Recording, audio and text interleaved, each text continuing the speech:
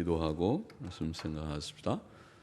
하나님 아버지, 몹시 추운 겨울 저녁 수요일 밤 저희들에게 오늘도 은혜 주시고 믿음 주시고 이만큼 건강 주시고 또 이 추위를 이기고 예배당에 나와 하나님께서 주신 이 좋은 환경에서 하나님의 말씀을 읽고 하나님께 예배를 드리며 또 하나님의 말씀을 부족한 종이 조금 해석하며 함께 묵상하며 하나님께서 주신 성경 말씀, 신구약 성경의 한 부분, 욥기의 한 부분을 오늘도 읽게 하시니 감사드립니다. 하나님이시여, 이 시간도 우리 가운데 계시고 주님 역사하시는 하나님께서 주의 백성들 주께서 만세전에 택하시고 하나님의 아들 예수 그리스도의 보배로운 피로 구속하시고 성령으로 인치신 주의 백성들 가운데 그 육체 가운데 거하시고 또 이 회중 가운데 거하시고 역사하신다고 약속하시고 지금도 역사하시는 것을 감히 믿는 주님이시여, 주께서 말씀하여 주시고 주께서 말씀케 하여 주시고 말씀을 듣고 깨닫게 하여 주시고 또 받고 마음에 깊이 새기게 복을 주시기를 원합니다. 하나님께서 은혜를 주지 아니하시면 전하는 일도 헛되고 듣는 일도 헛되고 또 유익되다 하더라도 다 잊어버리고 결국은 아무 소용이 없는 것이 되겠사오니 하나님께서 은혜를 주셔서 다 유익해 하시고 말씀이 살아 역사하게 하소서. 연약한 자들을 강건케 하고 혹 주님 뒤로 물러난 자들을 일으키는 말씀이 되게 하여 주옵소서. 이 시간도 진리의 영께서 저희들을 지도하옵소서. 예수님의 이름으로 기도하옵나이다. 아멘. 아멘. 자, 욥기 35장 말씀 좀 생각해 봅시다. 그렇게 길지는 않은데, 우리가 길지 않은 대신에 그 속에 어떤 진리가 있고 교훈이 있는지 또 어려운, 설교자에게는 어려운 그런 부분이기도 합니다. 1절부터 다시 보십시다. 엘리후가 말을 이어 가로되, 지금 엘리후의 말이 계속되고 있는데, 내가 이것을 합리하게 여기느냐 혹은 합당하게, 합리라는 말 많이 안 쓰지만은 한자의 뜻은 합당하게 여기느냐. 내 생각에 내가 하나님보다 의롭다 하여 이르기를 유익이 무엇인고 범죄한 것보다 내게 이익이 무엇인고 하는구나. 혹은 조금 다르게 번역하면 내 생각에 내가 하나님보다 의롭다 하느냐, 거기서 끊을 수도 있습니다. 의롭다 하느냐. 이는 내가 이르기를 주께 유익이 무엇인고 범죄한 것보다 내게 이익이 무엇인고 함이니라. 내가 그렇게 말하고 있다, 그렇게 표현하고 있다고 보입니다. 자, 이 엘리후가 지적하기를 욥의 생각에 자기가 하나님보다 의롭다고 생각하고 있다, 그렇게 지적하고 있어요. 욥의 말을 들으면 그렇게 보일 수도 있습니다. 자기는 바르게 잘 하는데 하나님이 자기를 이 고난 가운데 던져 넣으시니까 하나님이 정당하지 않고 마치 욥이 정당하고 욥이 하나님보다 더 정당한 것처럼 더 의로운 것처럼 보일 수도 있는데, 욥이 과연 그런 생각을 얼마나 했는지는 모르나 그러나 욥의 그 말이 그런 지적을 받을 만한 여지가 있어 보입니다. 그래서 엘리후가 그런 지적을 합니다. 또 내가 이르기를 주께 유익이 무엇인고 범죄한 것보다 내게 이익이 무엇인고, 자기가 의롭게 살아도 의를 행해도 그것이 하나님께 유익을 주는 것 같지 않고 하나님께서 이런 고난을 주신 걸 보면 하나님께서 그거를 기쁘게 잘 받으신 것 같지 않고 또 자기에게도 유익이 되지 못해서 이것이 고난으로 오다니, 내가 의롭게 살면은 그것이 복으로 내게 좀 오면 좋을 것 같은데 나는 의롭게 살았는데 이것이 고난으로 오다니, 이렇게 지금 욥이 생각할 수 있습니다. 그런 좀 비슷한 감정을 가지고 하나님 앞에 항의하듯이 말하는 것도 사실이라고 보입니다. 그래서 그것을 지금 지적하면서 그것이 옳지 않다. 네가 그렇게 말하는 것이 옳지 않다고 말하려고 하고 있고, 또 그 말은 옳아 보입니다. 지금 엘리후의 지적은 옳아 보입니다. 우리가 하나님보다 의로운 것은 아니지 않습니까? 또 우리가 의를 행했더니 하나님께 아무 유익도 없고 내게도 유익 없고, 의를 행해봐야 그거 다 소용이 없는 거고, 그것도 틀린 말이죠. 그렇게 하면 누가 의를 행하겠어요? 의를 행함으로써 하나님께서 기뻐하시고 영광을 받으실 줄을 믿습니다. 이렇게 해야 맞고, 또 의를 행하면 그것이 결과적으로 내게도 기쁨이 되고 복이 될 줄을 믿습니다. 그것이 정답이 아니겠습니까? 예, 그건 항상 정답이고 항상 옳은 것일 것입니다. 그러니까 그렇지 않게 욥이 생각했다면, 또 그렇게 아마 생각한 것처럼 좀 보이기도 하니까, 엘리후의 지적처럼 그렇게 생각했다면 잘못입니다. 그래서 욥의 그런 생각, 지금 엘리후의 지적은 정당해 보이고 욥의 그런 생각은 옳지 않아 보인다고 말할 수 있습니다. 6절을 보십시다. 내가 범죄한들 하나님께 무슨 영향이 있겠으며. 참 깊은 얘기를 하고 있어요. 엘리후는 사람이 범죄하면 하나님께 무슨 해가 됩니까? 사람이 범죄하니까 하나님께서 그것 때문에, 물론 이제 인간적인 표현으로 속도 상하고 근심도 하시고 진노도 하시고 그런 거 있지만은, 우리가 하나님은 완전자이시잖아요. 하나님을 우리가 표현하기를 하나님은 완전하신 하나님, 하나님은 영광의 하나님. 영광이라는 것은 그림자가 없고 좀 이게 그늘진 곳이 조금도 없는 자예요. 그러나 우리 사람은 불완전자거든요. 우리는 영광이 없고 그늘진 곳이 많습니다. 기뻐하라 그래서 기뻐하다가도 슬픔이 엄습해 올 수 있고, 또 평안하다가도 또 근심 걱정이 좀 생길 수도 있고, 몸이 건강하다가도 좀 아플 수도 있고, 그렇죠.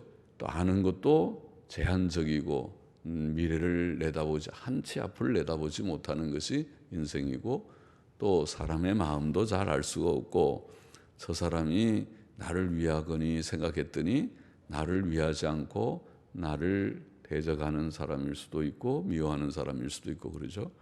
그래서 부부도 같이 산다고 한 집에 있으니까, 같은 방을 쓰니까 부부지, 어느 날 갑자기 돌변해서 이혼합시다, 그런 말이 다가오는 때가 있을 수 있겠죠.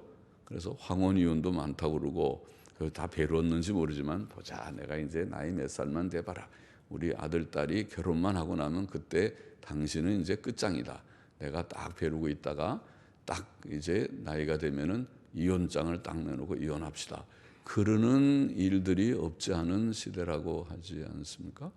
그러니까 참 못 믿을 게 사람이구나. 아이고, 나는 사랑한다고 그러고 사랑하고 그렇게 살아왔는데 저렇게 마음에 저런 독을 품고 있었는 줄 정말 몰랐다, 그럴 거 아니겠어요? 그러니까 정말 사람은 모르는 것 천지 속에서 우리가 살고 있다고 볼 수 있죠. 그래서 내가 범죄한들 하나님께 무슨 영향이 있겠으며, 맞는 말이고 깊은 말입니다. 내 죄악이 관영한들 하나님께 무슨 관계가 있겠으며, 네가 의로운들 하나님께 무엇을 드리겠으며. 내가 의를 좀 행한다고 하나님이 불완전한 하나님이 더 완전해지는 것인가? 내 의 때문에 하나님이 좀 보충을 하시는가? 그런 것도 아니잖아요. 하나님은 우리가 섬기든 안 섬기든 하나님은 완전하신 분이에요. 하나님께서 마음먹으면 이 세상을 다 다시 한번 쓸어버리고 다시 창조하려면 하실 수 있는 하나님이잖아요. 못하겠습니까? 노아 홍수 사건을 보면 하실 것도 남잖아요. 하나님께서 다 또 모세에게 몇 번이나 말했죠. 모세야, 비켜라, 내가 이스라엘 백성들 이거 안 되겠다, 또 조그만 어려움이 있으면은 하나님께 대해 원망하고 불평하고 모세 물러가라 그러고 우리는 애국으로 간다 그러고, 그러니 하나님께서 모세야, 비켜라, 내가 이거 싹 없애버리고 너를 통해서 내가 새 민족을 만들겠다. 못 만들 것 같습니까? 하나님이 그거 안 되죠. 그렇게 하나님은 무능해서 못합니까? 하고도 남죠.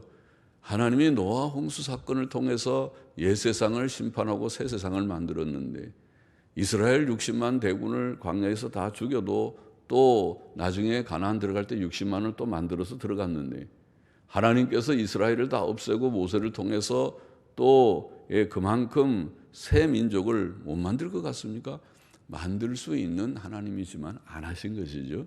안 하고 오래 참고 그렇게 하신 것이죠. 그러니까 우리가 의를 행하였어도 죄를 행했어도 사실 하나님께 그것이 무슨 영향이 있겠는가? 맞는 말이죠. 깊이 우리가 생각할 만한 그런 말이죠. 엘리후는 지금 그렇게 말하고 있습니다. 내가 의로운들 하나님께 무엇을 드리겠으며 그가 내 손에서 무엇을 받으시겠느냐? 내 악은 너와 같은 사람이나 해할 따름이요. 그렇죠. 우리가 악을 행하면 결국 그 악이 남에게 악을 행하는 것이고, 사람이 십계명 범하면 십계명을 범해 보니까 부모 공경 안 하니까 부모님의 마음에 못을 박는 것이고, 또 살인하니까 남 죽이고, 간음하니까 남의 순결성, 남의 정조를 짓밟는 것이고, 자기의 욕망을 채우기 위해서 그렇게 하는 것이고, 그렇죠? 도적질하는 거, 거짓말하는 거 다 그런 것이죠. 그러니까 남에게 해를 끼치는 정도지 그런 거 한다고 하나님께서 하나님의 완전성에, 하나님의 영광에 손상이 될 것 같으냐? 사실은 안 될 수도 있죠. 하나님께서 그것들을 다 없애버리면 되잖아요. 하나님이 그들 때문에 하나님이 욕을 당하고는 있으시지만은 하나님이 노하셔서 이것들 내가 싹 쓸어버리리라. 그리고 하나님께서 다 죽여버리면은 될 거예요.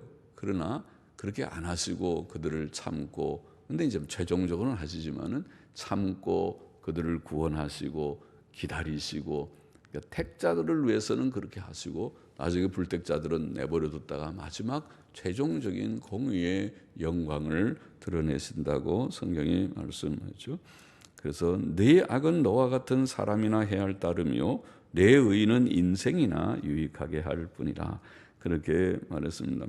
하나님의 섭리는 지극히 공의로우신 것입니다. 그래서 우리의 의로운 행위는 하나님께 아무 유익을 드리지 못하고 단지 다른 사람에게 유익을 주거나 또 자신에게 조금 유익을 주는 정도일 뿐이다. 우리가 죄를 짓는 것도 마찬가지다. 물론 하나님께서 죄의 징벌을 하시지만 말이죠. 자, 9절을 보십시다. 사람은 학대가 많음으로 부르짖으며 세력 있는 자의 팔에 눌림으로 도움을 부르짖으나. 인간 사회의 삶의 한 면이라고 할자면 전반적인 면일 수도 있죠. 옛날부터 인간 사회는 동물의 왕국과 비슷한 점이 있죠. 인간은 원래는 고상한 도덕성을 가진 존재지만은, 그러나 동물의 왕국의 특징이 뭡니까? 동물의 왕국의 특징은 약육 강식이라고 말하던가요? 그렇잖아요. 그죠? 강한 사람이 약한 사람을 막 잡아먹고, 약한 것을 사람이 아니라 동물들이 약한 동물을 잡아먹고 자기가 아주 왕노릇하는 그런 세계가 동물의 왕국이잖아요. 우리가 사자를 짐승의 왕, 동물의 왕 그러지만은 말하자면 깡패 두목이죠. 우리말로 하면은 깡패 두목 같은 거잖아요. 사자가 모든 짐승들, 그 순진하게 보이는 사슴, 양, 노루, 사냥 이런 것 다 잡아먹고, 사자가 나타나면 도망가기 바쁘고, 그게 전부 자기가 완전히 그건 무법천지잖아요. 사자가. 그러니까 힘이 있어 보이니까 와, 위대한 사자인 것처럼 하지만 위대한 게 아니라 아주 못된 사자죠. 사실은 우리가 도덕적인 잣대로 보면 그 동물은 그런 도덕이 없으니까 그냥 힘만 세면은 저 굉장한 짐승이다 말은 하지만은, 우리가 도덕의 자체 저 참 나쁜 동물이로구나, 사이좋게 지내야지. 그 순진한 노루, 사슴 예쁘고 다리도 가늘고 그렇게 착하게 보이는 순진한 것들을 왜 잡아먹어? 그것이 좀 사이좋게, 너는 풀 잘 뜯어먹고 있어, 나는 다른 데 가서 놀게, 또 그렇게 하면서 풀만 서로 뜯어먹고 있으면은 싸움을 안 할 테인데 이게 못됐다 그렇게 보이는 거잖아요. 그런데 이 약육강식의 이런 동물의 왕국의 특징이 인간 사회도 똑같은 거예요. 인간 사회도 지금도 이 문명이 발달됐던 오늘 21세기를 사는데도 요즘 많이 유행하는 용어가 된, 별로 우리가 좋아하지 않는 말이지만 갑질이라는 게 뭡니까 그것이? 그것이 다 돈 있는 사람이 돈 없는 사람을, 권세 있는 사람이 권세 없는 사람을, 국회의원이 어떤 때는 평범한 그런 일개의 그런 젊은이들을 향해서 뭐 이런 것들 때문에 뉴스거리가 되는 것이죠. 그게 뭐냐 그것이. 인간다운 것은 그런 게 아닌데 정말 인간다운 것은 돈 있는 사람이 돈이 많지만은 자기가 다 할 수 있지만은 어려운 사람들을 배려하고 자기를 막 뽐내지 않고 자기를 오히려 감추면서 자기가 좋은 일들을 좀 하는, 그게 진짜 선한 것이고 하나님이 원하시는 것이 아닙니까? 권세 있는 사람들이 그 권세를 막 그렇게 함부로 휘두르지 않고 그걸 가지고 바로 필요한데, 꼭 필요한데 어려움을 당한 사람이 있으면은 자기의 권세를 가지고 그것을 좀 돕는 데 쓴다든가, 또 정말 그 자기 위치에서 해야 될 공동체를 위해서, 나라를 위해서, 또는 세계 평화를 위해서 기여할 바를 기여하는 것이 진짜 훌륭하고 인간다운 것이죠. 그것이 역사에 남고 모든 사람들이 훌륭하다고 하는 것일 테인데, 그거를 자기의 사리사욕을 위해서 남용, 악용을 하는 것입니다. 그 동물하고 뭐가 다를 것인가? 인간이 경건과 도덕성이 없으면, 하나님 두려워할 줄 모르고 도덕성이 없으면 동물이랑 똑같다. 인간의 사회나 동물의 왕국이나 뭐가, 여기 지금 보면 사람은 학대가 많음으로 어느 한 부분이 아니라 이 세상에는 학대가 많은 세상이고, 부르짖으며 세력 있는 자의 팔에 눌림으로 도움을 부르짖으나 억울한 일 당한 사람들이 많고, 그래서 부르짖는 일들이 많다고 표현하고 있습니다. 그런데 이렇게 학대가 많은 사회이지만은 그 사람들이 하나님을 알면 하나님 앞에 하나님 경외하고 도덕성 경건을 가지고 하나님 섬기면서 바로 살고 또 하나님께 기도하고 하면은 참 좋겠는데, 오늘 엘리야는 말하기를 나를 지으신 하나님 그 사람으로 밤중에 노래하게 하시며, 캄캄한 밤에 다 두렵고 그럴 때 그래도 하나님 경외하는 사람은 밤중에도 하나님을 찬송할 수 있고, 밤중에도 기도할 수 있고 찬송할 수 있고, 우리를 지으신 하나님 사람으로 밤중에 노래하게 하시며 우리를 교육하시기를 땅의 짐승에게 하심보다 더하게 하시며. 짐승들도 교육을 좀 하잖아요, 그죠? 엄마 짐승, 아빠 짐승이 있어갖고 새끼들을 이렇게 잘 키우고, 그 전에도 저는 식사하고 나면은 운동을 보통 잘 못하니까 집에서 러닝머신이라고 하는 이렇게 걷는 데서 한 30분씩 좀 걷고, 이제 그래야 하도 앉아 있으면은 다리가 약해지니까 걸으면서 이제 텔레비를 어떤 데는 봅니다. 텔레비를 보면은 거기 텔레비 보니까 어디에서 그 동물의 왕국 비슷한데 침판지, 고릴라 뭐 그런 얘기가 나오더라고요.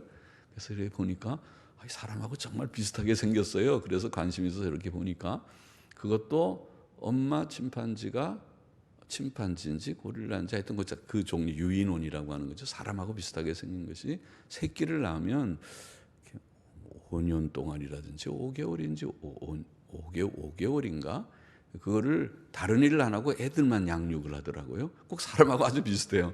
애들을 잘 양육해서 애들이 쬐끄만 애들이 엄마한테 옆에서 절절 옆에 있으면서 잘 자기 돌보면서 애들을 좀 키우더라고요. 그렇게 해서 그러면서 다 가르쳐 주는 거죠. 그 우리 짐승들을 보면 짐승이 다 어미들이 새끼들을 그 사자도 뭐 잡는 거를 다 실습을 하면서 새끼들 다 교육을 시키잖아요. 그래서 사는 걸 새끼들이 가만히 보고 있다가 이제 탁 해서 잡으면은 그렇게 하는구나. 이제 다 배우고, 그다음에 잡아서 이제 뜯어 먹으면서 너희들 와서 먹어라. 그러면서 같이 먹으면서 자기도 장난치면서 그걸 자꾸 이제 배우게 하잖아요. 그렇게 어미가 새끼들을 가르치는 그런 일들을 짐승들도 하는데, 하나님께서 사람에게는 지혜라는 것을 주셔서 여기 보면 하나님은 우리를 교육하시기를 짐승보다 더 뛰어나게 하신다. 그렇죠. 사람과 짐승의 차이가 지혜의 차이가 있으니까, 그래서 사람은 우리보다 힘이 있는 그런 짐승들, 코끼리도 지배해서 코끼리를 타고 다니지는 않는가? 사자도 어떤 때는 잡아가지고 저 동물원에 집어넣고 돈 받고 사람들에게 구경시키고 그것이 관람도 하고 장사도 하고 그러질 않는가?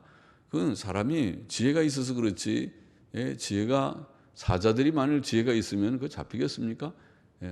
그리고 사자들끼리 서로 단합해가지고 데모해가지고 어떤 때는 우리 가만 딱 있다가 사육사가 들어오면 일제히 공격하지 않았지. 그래 탁 약속했다가 사육사가 문을 쫙 열자마자 꽉 해갖고 탈출을 시도해갖고 사자들이 다 탈출했다. 그러면 대단한 그 무서운 일이 될 텐데 말이죠. 사자들은 그런 좀 머리가 없는 것 같죠. 그래서 그저 밥 주는 사육사가 고맙기만 하고 그래서 잘 말 좀 듣고 그러지. 그렇게 반란을 하거나 촛불 시위를 하거나 그런 거 잘 못하는 것 같아요. 그런 차이가 좀 있는 것 같아요. 그러나 사람은 그런 어떤 지혜를 가지고 별별 일들을 잘 하죠. 그래서 지금 여기에 우리를 교육하시기를 땅의 짐승보다 더하게 하시며 우리에게 지혜 주시기를 공중의 새에게 주심보다 더하시는 이가 어디 계신가 말하는 자가 한 사람도 없구나. 사람이 학대를 당하고 핍박을 세력 있는 자에게 눌림을 당할 때에 정말 하나님을 찾고 우리에게 짐승이나 새들보다 지혜를 주신 조물주 하나님을 정말 그들이 찾으며 경외하며 그렇게 하면 좋을 것 같은데 그렇지 않는다는 거예요. 그래서 그것도 현실이지 않습니까? 하나님 없는 세속사회의 현실입니다.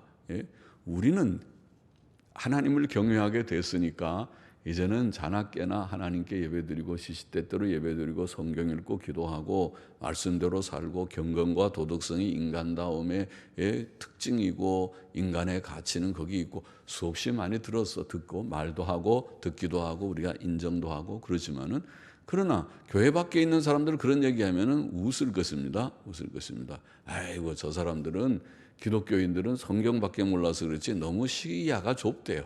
우리 보고 좁고 책을 좀 두루두루 읽어야지. 두루두루 여러 종류의 책들을 다 읽어보면 저런 소리 안 할 텐데 그 성경 책만 읽으니까 저렇지 시야가 좁아서 좀 넓게 살지를 못한다고 그래요. 그럼 넓게 사는 게 뭔가 그러면 결국 하나님 없이 인본주의로 사는 거예요. 우리가 볼 때는. 그죠? 사람의 생각은 다 다양하니까 이 사람 저 사람 철학자들, 사상가들의 생각이 일치가 있습니까? 철학의 역사를 보면 철학은 일치가 없습니다. 철학은 다양성밖에 없습니다. 그래서 철학자들이 다 다르고 학파를 말해도 학파 속에도 다 생각이 다 다릅니다. 그런 사람들이 다 모여 있으니까 세상 사람들은 참 폭이 넓긴 넓습니다. 두루두루 다 읽으면은 잡탕이 되는 것입니다. 나중에 다 읽다 보면 이 사람 저 사람 다 알고 그 결론은 아무것도 모르겠답니다. 왜냐하면 생각이 다 다르니까. 우주의 존재의 근원이 뭐냐? 옛날 헬라 철학 때부터 어떤 사람은 물이다, 어떤 사람은 불이다, 어떤 사람은 원자다, 어떤 사람은 네 가지 재료다. 별별 얘기를 다 하다가 모르겠답니다. 결국은 그렇잖아요. 오늘날까지 모르겠답니다. 그것은 다양성에서 나오는 하나님 없는 세계에서 나오는 결과지요.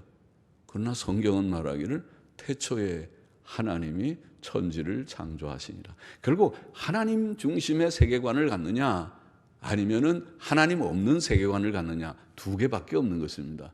하나님 없는 세계관이라는 것이 인본주의 세계관이고 그것은 다양성입니다. 사람마다 다 다르죠.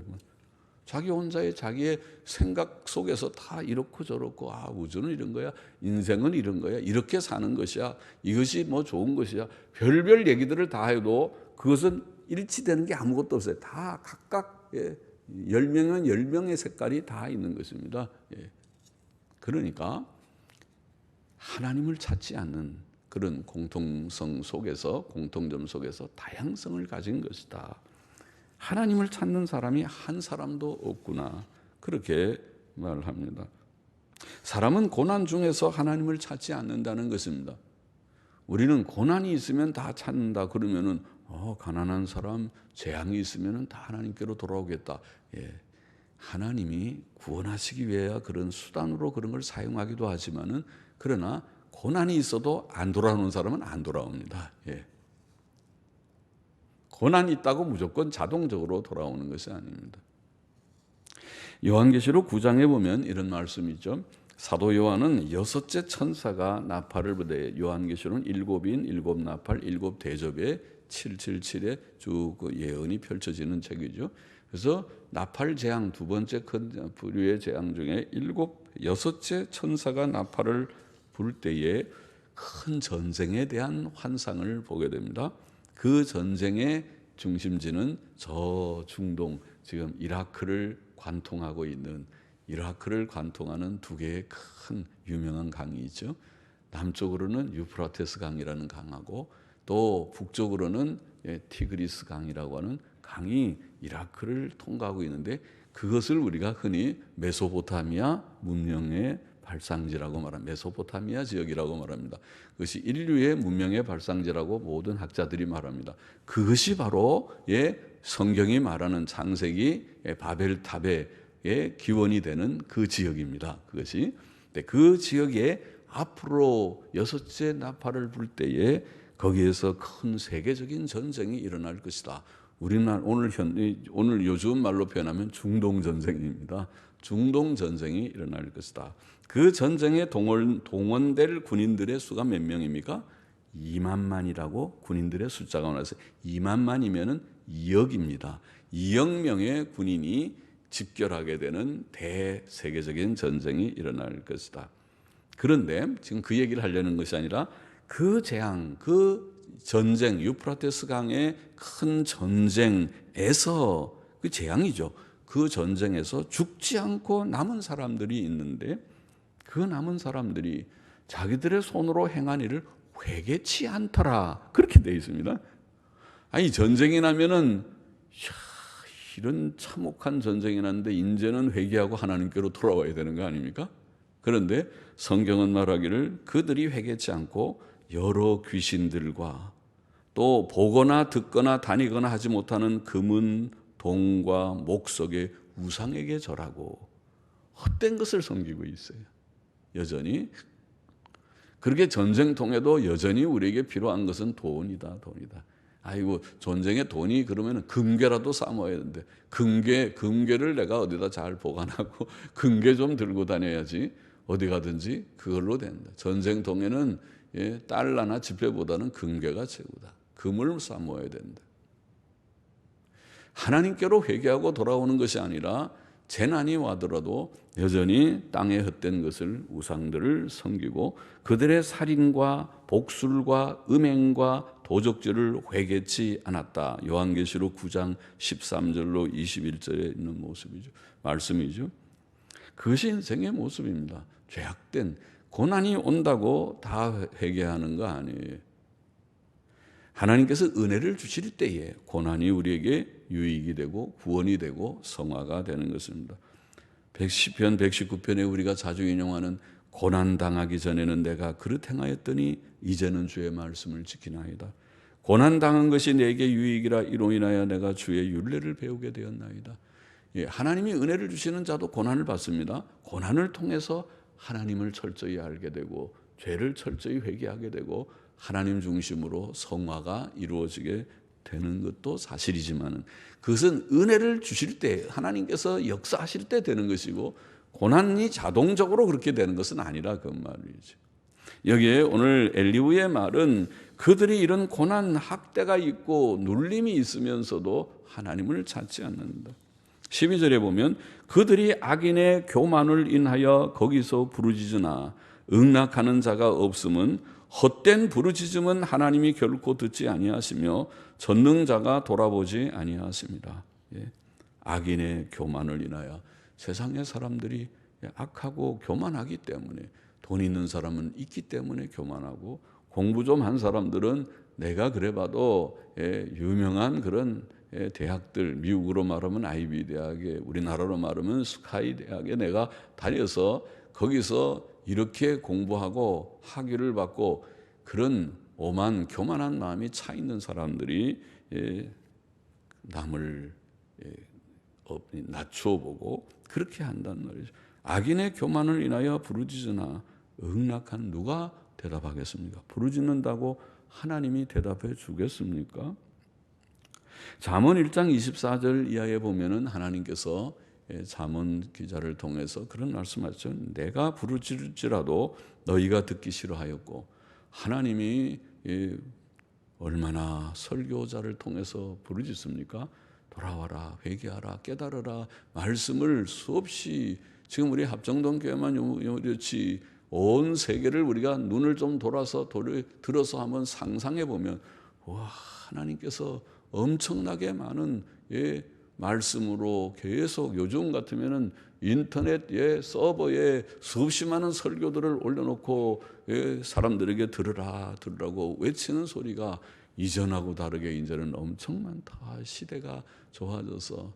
그래서 저도 잘 못하는 설교지만은 설교자의 사명을 가지니까 일찍부터 이게 요새는 이렇게 좋은 시대인데 서버가 있어야 되는데, 서버에 어떻게 하면 저 인터넷의 그 공간에 결국은 말씀이 온 세계에 퍼지게 할 수 있겠는가, 강의나 설교나. 그래서 서버를, 제가 컴퓨터를 잘 모르니까 서버에 대한 관심이 있는데 누구 가르쳐주는 사람도 없고 그랬어요. 그래서 이거 서버가 있으면은 딱 좋은데 그러다가 이제 언제 서버를 하나 만들게 돼가지고, 서버를 만드니까 그렇게 좋더라고요. 서버를 만드니까 이것저것 다 집어넣으니까 엄청난 많은 설교들이 서버 속에, 그 조그만 컴퓨터 한 대 속에 그게 수백 개의 그런 설교들이, 그 엄청난 용량의 내용들이 들어가니까, 그리고 들어가면은 그것이 세계 어디에든지 관심만 있으면, 관심 없으면 뭐 안 하지만 관심 있으면 우리 올드페이스넷, 올드페이스컴을 두들기면은 서버에 그냥 다 접촉이 돼요. 신기하죠. 인터넷이라는 것이 온 세계, 미국에서도 빛의 속도로 착각 한데, 우리 키보드라고 하죠. 컴퓨터 키보드를 딱 치면, 아니 스마트폰을 딱 누르면은 올드베이스넷, 올드베이스컴을 딱 치면 서버에 뿅 와서 우리 서버에, 제 방에 있는 서버에 딱 연결이 돼서 서버를 열어요. 그래서 거기서 수백 개의 설교 중에 듣고 싶은 거 들어가서 몇 번 클릭해서 딱 누르면은 쫙 설교가, 와, 세상에 이런 시대가 됐으니까 신기하지 않아요? 그러나 듣고 싶은 사람들이 듣는 거지, 듣기 싫은 사람은 아무리 좋은 것들을 갖다가 옆에다가 밥을 차려놔도 나는 밥맛 없어요. 나는 라면 먹을게요. 라면 먹고 국수 먹고, 나는 그런 거 좋은 음식 별 흥미가 없습니다. 할 수도 있겠죠. 하나님이 부를 때에 너희가 듣기 싫어하였고, 내가 손을 펼지라도 돌아보는 자가 없었고, 도리어 나의 모든 교훈을 멸시하며 나의 책망을 받지 아니하였은즉, 너희가 재앙을 만날 때에, 이렇게 너희가 했기 때문에 너희가 재앙을 만날 때에 내가 웃을 것이며. 와, 하나님 무섭습니다. 하나님, 그렇게 좋으신 하나님이 화가 나신 모양입니다. 재앙을 만날 때 하나님 도와주세요 그러니까 미소를 짓고 웃고 계신다. 비웃는 거죠. 내가 그렇게 말할 때 듣지도 않고 네 마음대로 하더니 혼자서 잘 해보시지 왜 나한테 와서 뭐 좀 도와달라고 그래. 언제 날 친하지도 않았는데 그러냐. 이렇게 하듯이 웃으시고, 너희에게 두려움이 임할 때 내가 비웃으리라. 너희의 두려움이 광풍같이 임하겠고, 너희의 재앙이 폭풍같이 이루겠고, 너희에게 근심과 슬픔이 임하리니 그때에 너희가 나를 부르리라. 그래도 내가 대답지 아니하겠고. 참 무섭습니다. 하나님 하고 부르는데 하나님이 대답 안 하고 침묵하고 계셔. 부지런히 나를 찾으리라. 그래도 나를 만나지 못하리니 대저 너희가 지식을 미워하며 여호와 경외하기를 즐거워하지 아니하며 나의 교훈을 받지 아니하고 나의 책망을 업신 여겼음이라. 그러므로 자기 행위의 열매를 먹으며 자기 꾀에 배부르리라. 너희가 그렇게 했으니까 너희 꾀대로 한번 해보라. 어리석은 자의 퇴보는 자기를 죽이며 미련한 자의 안일은 자기를 멸망시키려니와 오직 나를 듣는 자는 안연히 살며 재앙의 두려움이 없이 평안하리라. 이런 말씀이죠. 그들이 고난 가운데서 부르짖을 때에 듣지 아니하실 것이다. 14절 보십시다. 하물며 말하기를 하나님은 배울 수 없고 일의 시비는 그 앞에 있으니 나는 그를 기다릴 뿐이라 하는 너랴. 14절은 좀 어려워 보입니다. 무슨 말인지 영어 성경들도 좀 그렇고 그래서 히브리어 사전을 좀 들여다봐도 그래서 제 생각에는 14절의 본문은 옛날 영어 성경과 좀 비슷하게 그건 조금 다르지만 비슷하게 아마 참으로 하물며 우리는 참으로 내가 말하기를 내가 그를 보지 못한다고 하나 하나님 어디에 계신지 모르겠습니다 하고 하나 판단이 그 앞에 있으니 너는 그를 간절히 기다리라.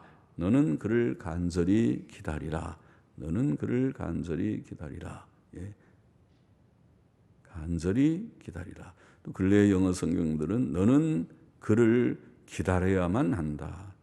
You must wait for him. 막 기다려야만 한다. 너는 간절히 그를 기다리라. 이렇게 번역하는 것이 옳지 않은가 싶습니다. 자, 성도는 그렇게 한다면 무슨 뜻이냐면 성도는 고난 가운데 비록 하나님을 배울 수 없지만은 그가 모든 일을 공의롭게 판단하실 것을 믿고 오직 그를 간절히 바라고 기다려야 한다. 그런 말씀이라고 보입니다. 그렇죠? 고난 가운데 흑암할 때 나는 어려운데 하나님이 안 도우시는 것 같고 어려울 때에 낭망이 될 듯할 때에 공의로 판단하시는 판단이 그 앞에 있으니 정의가 판단은 정의죠. 미슈파트라는 히브리 말의 판단은 또 judgment 판단이라는 말은 공의 그렇게도 번역하는데 판단이 그 앞에 있으니 너는 그를 간절히 기다리라. 그가 모든 것을 공의롭게 판단할 것이니 너는 그를 간절히 바라고 기다릴 것이라. 이것이 믿음이죠. 참된 믿음이죠. 15절 16절을 보십시다. 하나님이 진노하심으로 벌을 주지 아니하셨고 횡포를 심히 살피지 아니하셨으므로 이제 너 욥이 헛되이 입을 열어 지식 없는 말을 많이 하였구나. 자, 하나님께서 욥에게 진노하여 보응하신 것이 아니지만 하나님의 엄격한 공의의 심판 앞에 설 의인은 세상에 아무도 없습니다. 그러므로 성도는 고난 가운데서 헛된 말, 지식 없는 말을 하지 말아야 하겠습니다. 욥기 35장의 교훈을 두 가지만 정리해 보십시다. 첫째로 우리는 고난 중에 자신의 의의 부족함을 인식하고 하나님 앞에서 자기의 의를 내세우지 말고 또 그의 섭리를 어리석게 비난하지 말아야 하겠습니다. 욥은 조금 그런 실수의 경계를 넘나들고 있는 것 같습니다. 자기가 옳게 살았지만은 자기의 의 때문에 하나님을 마치 불의한 것처럼 하나님 내가 의로운데 하나님 왜 이렇게 하시죠? 그렇게 말하기 시작하면 자기는 의롭고 하나님은 지금 그렇게 하나님이 고난을 허락하시고 하는 것은 불의한 것입니까? 그러니까 우리가 의롭게 사는 것은 좋지만은 우리의 의라는 것이 하나님 앞에서 사실은 성경은 이사야 64장 6절에 말하기를 대저 우리는 다 부정한 자 같아서 우리의 의는 다 더러운 옷 같다고 그랬죠. 사실은 우리의 의라는 것이 누더기 옷과 같으다. 어떤 때는 의를 행하는 것 같다가 또 조금 있으면 얼마 안 돼서 다 깨버립니다. 의를. 어떤 때는 착하게 살다가 어떤 때는 독이 나옵니다. 독한 말이 나옵니다. 어떤 때는 올바르고 하다가 어떤 때는 거짓말도 살살 합니다. 그렇게 되면 그것이 의의 깨끗한 옷이 되겠습니까? 아니요. 얼룩이 옷일 것입니다. 때 묻은 얼룩가서 세탁기에 넣어야 될 옷입니다. 우리의 행위의 의라는 것은 그 정도 수준입니다. 그것을 깨닫는다면 하나님 앞에 내가 의인입니다고 큰 소리 칠 게 없다는 것입니다. 하나님 나는 참 부족한 존재입니다. 그렇게 겸손히 자신을 인정하고 자기의 의를 내세우지 말고 하나님이 내게 주시는 처분이 어떠하든지 간에 내가 어떤 데는 다 이해하지 못하지만은 어떠한 고난이 내게 오든지 간에 하나님과 대적해서 하나님을 비난하지 하나님 왜 그렇게 합니까? 하나님 나랑 한번 싸워보실랍니까? 하나님과 싸워볼 수 있습니까? 하나님이 우리에게 주시는 현실, 고난의 현실, 우리에게 이런저런 다 나는 이해하지 못하지만 주시는 현실은 하나님의 높으신 뜻, 기쁘신 뜻 가운데서 최선의 공의에 합당한 그런 일일 것입니다. 겸손히 그 현실을 받아들여야 되지 그것을 비난해서는 안 된다. 고난 중에 잠잠히 하나님의 뜻을 묵상하는 우리가 되어야 된다. 둘째로 우리는 고난 중에 참으로 하나님을 찾아야겠습니다. 아까 14절 어렵게 보이지만 그 뜻이 그 뜻일 것이다. 판단이 그 앞에 있으니 너는 그를 간절히 기다리라. 고난 중에 하나님께서 다 판단하시리가 그이시니 하나님을 깨닫고 하나님만 간절히 기다립니다. 그렇죠? 하나님이 아십니다. 하나님이 판단하십니다. 하나님의 공의의 판단은 우리를 만족시킬 것입니다. 그렇죠? 우리는 불완전하지만은 하나님은 완전자이십니다. 그가 판단하실 것입니다. 고린도전서 4장 5절에 보면 사도 바울은 그런 말씀했죠. 그러므로 때가 이르기 전, 때는 무슨 때입니까? 매번 주님의 재림의 때라고 보이죠. 심판의 때, 재림의 때가 이르기 전, 곧 주께서 오시기까지, 재림의 때죠. 오시기까지 아무것도 판단치 말라. 아니, 분명히 드러난 건 판단해요. 죄는 죄고 의는 의지만은 어떤 때는 죄인지 의인지 잘 알 수 없는 그런 것들이 있죠. 그런 것을 혼자 마치 투시력을 가진 사람처럼 착 봐갖고 저기 아무개 권사님 내가 보니까 저분은 말은 그럴듯하게 하지만 저 사람 틀렸어요. 속에 보니까 아주 엉큼한 거 속에 다 차 있습니다. 그렇게 판단하는 것은 하나님 앞에서 합당하지 않다는 것입니다. 드러난 것만 판단해요. 드러난 것을 분명하게 하고 넘어가지 말아요. 넘어가서 우리가 하는 것은 옳지 않죠. 하나님께 다 맡기고. 지금 욥의 고민이 그것이잖아요. 자기는 다 이해하지 못하는 것이 많아요. 거기에 대해서 그는 하나님만을 의지하고 판단이 그 앞에 있으니 너는 그를 간절히 기다리라. 아까 사도 바울의 말을 인용했지만 아무것도 판단치 말라. 그가 어두움에 감추인 것들을 드러내고 마음의 뜻을 나타내시리니 그때에 각 사람에게 하나님께로부터 칭찬이 있으리라. 칭찬이 있으리라. 사람의 인간관계가 참 사실은 복잡해요. 복잡해가지고 인간관계가 친하다가 또 친한 것이 깨졌다가 다시 붙었다가 하는지 몰라도 그런 것이 있을 수 있는데, 그러나 우리가 인간관계가 깨지는 것 중에 중요한 것이 상대방에 대한 판단일 것입니다. 상대방이 말은 이렇게 하지만 저가 아니야, 저 거짓말이야, 틀렸어. 또 상대방이 거짓말하는데도 그거는 진짜 같아, 진짜 저 사람은 착한 사람이야, 진짜 같아. 그럼 혼란스럽게 그저 없죠. 진실과 거짓을 판가름하는 것이 어떤 때는 참 어려운 때가 있어요. 그래서 청문회를 열어도 어떤 때는 판결이 잘 안 나요. 대법원까지 올라가서 판결해도 판결 불복종하고 저 틀렸다 대응하는 사람들이 여전히 사회에 있어요. 그렇죠? 그러니까 참 이것이 쉬운 일은 아니다. 그래서 그런 어떤 때는 분명한 것은 분명하게 하지만은 분명하게 하지 못하는 아직 물증 확실히 없는 그런 것들이 있을 수 있을 때에는 그것은 판단 유보와 같습니다. 하나님께 맡기는 그런 일도 있을 것입니다. 그때에 각 사람에게 하나님께로부터 칭찬이 있으리라. 바울은 고린도전서 지금 인용한 4장 5절에서 그런 말을 했어요. 왜 그런 말을 했습니까? 그 문맥에 보면 고린도 교회가 나는 바울파다, 나는 아볼로파다, 아니 나는 베드로파다, 아이고 나는 그리스도파다. 이게 파가 많아지니까 바울이 교회가 그렇게 되면 되느냐? 너희가 교회가 모두가 한 마음을 가지고 한 생각, 한 마음을 가지고 하나님을 섬기는 것이 교회지. 교회가 내가 너희를 위하여 십자가에 죽었느냐?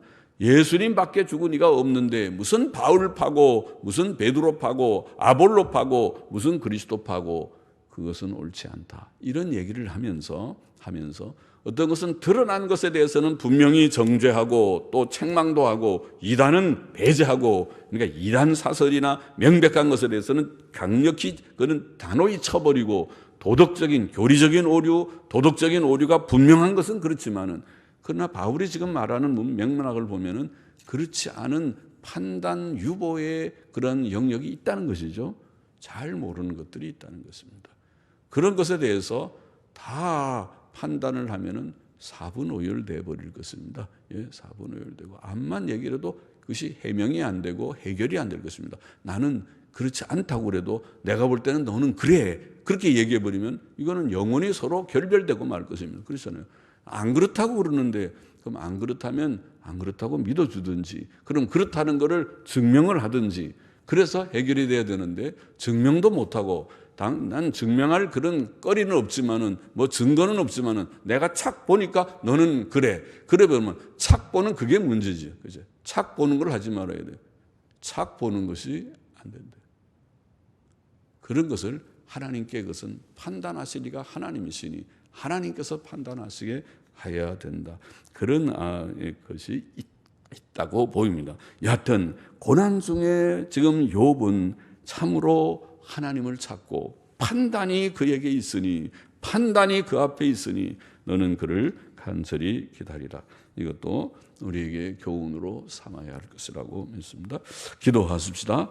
하나님 아버지, 고난 중에 우리 자신의 의의 부족을 인식하고 우리의 의를 내세우지 말고, 또 어리석게 하나님의 섭리를 비난하지 말고 고요히 하나님의 뜻을 묵상하는 저희가 되게 하여 주옵시고, 또 고난 중에 참으로 하나님을 찾고 판단하실 리가 하나님이신 것을 깨닫고 하나님만 간절히 바라며 의지하며 의탁하며, 하나님이 판단하실 때에는, 하나님께서 공의를 시행하실 때에는 옳은 것은 옳다 하고 그런 것은 그렇다 하실 때에는 그것이 악을 행하는 자들에게 얼마나 무서운 것이 되는지를 저희들이 알고 있사오니, 하나님을 의지하고 하나님께만 의탁하는 저희들이 되고 이 험하고 복잡한 세상을 믿음으로 승리적이게 살아가는 저희들이 되게 하여 주옵소서.